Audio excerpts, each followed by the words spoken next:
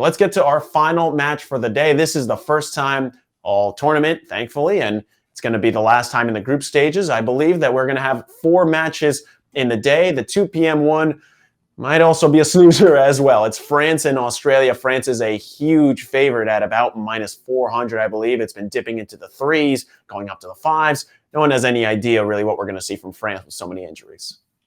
Yeah, I guess we could say something like that. To me, again, the only question mark that we're seeing here is the midfield. Like, how does the midfield stack up? Because like Australia isn't that difficult of a team, but we're talking about basically the same attackers returning that won them the World Cup. Olivier Giroud is going to be starting in place of Benzema, who's out for the entire tournament. I do think in terms of France bets, we only see something taking a significant hit is the futures. As far as singular match goes against Australia, I don't think it's that desperate or dire. Giroud has still been fantastic for a certain team in league play. and then we also see Kylian Mbappe as arguably the best player in the world. So if the best player in the world is hitting peak form right now, heading into the World Cup, I do have a little play here that might be a bit risky considering the combination. So both teams to score, no, because I don't really love Australia. I do think France's defense is good enough for this. I don't think they're going to be surrendering too many opportunities, but it's also over 2.5 goals. So I am expecting a bit of a beatdown by France here. I expect something like 3-0. That gets you at plus 314. That is a really high number. That is obviously risky. I get it, but this is just me saying I don't really respect Australia that much. And at the same time, France didn't take that significant of a blow for a match like this. As far as something for a quarterfinal or a semifinal, I understand. But for Australia, they should be able to take care of things. You're going to see our subscribers from Australia just plummet after this point.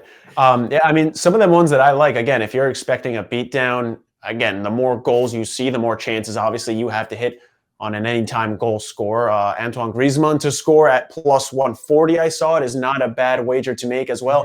And again, if you're really expecting a beatdown, the more goals you're expecting, the least I would obviously suggest the both teams to score in this one. But if you want to go with the no teams to score and you're really feeling risky, you can take the over 3.5 at plus 186. That's where the best odds are coming at. Before we wrap up, any last bets, any last sage advice or big takeaways, Martino? I would just say the injury to Benzema, just for futures markets, just like a bit of advice to some people.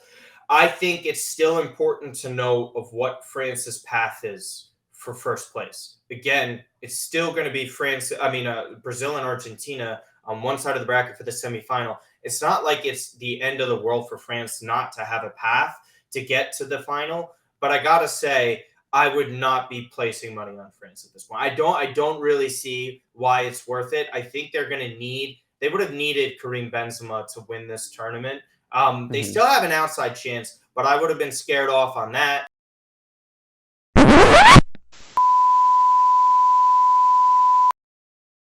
Damn, you're still here? Good on you for making it to the end of this video. If you want to see the rest of this episode and more awesome content like The Drive with Jeff Feinberg, PGA Tour event, Live Golf event, does not matter, he has your best bets.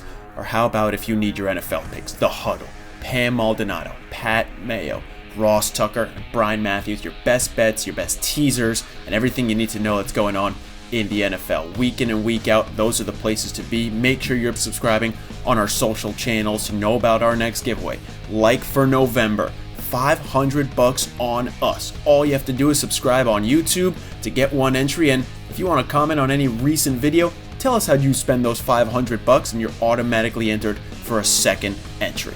So get it done and let us help you make some money.